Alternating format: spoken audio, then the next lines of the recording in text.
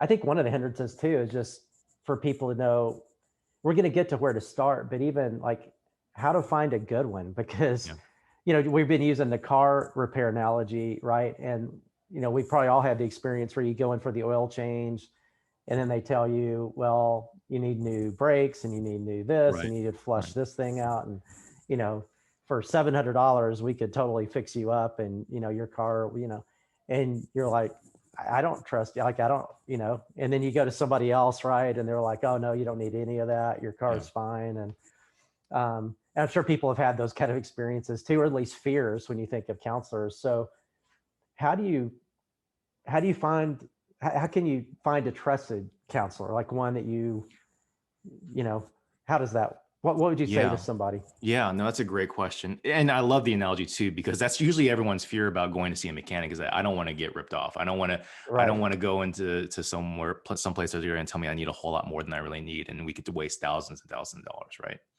I think, well, first, just speaking generally, it's important to be able to find a therapist, like I think, as you mentioned before, that has a framework, that has a training to be able to understand and really diagnose and assess what's going on as fast as possible.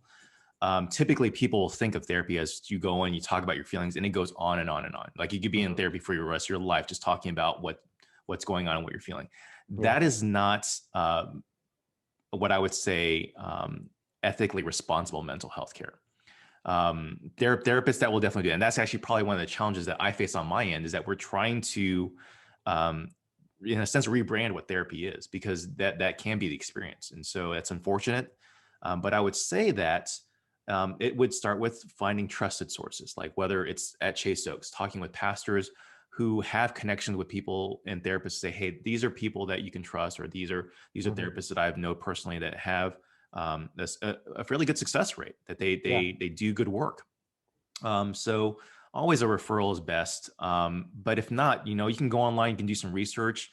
You're really looking for therapists that have maybe an understanding, can demonstrate an understanding of what it is you're going through, and be able to define, for example, what is depression, why is depression happening, and what may be going on, and being able to offer maybe some examples of some solutions that they've put behind that too.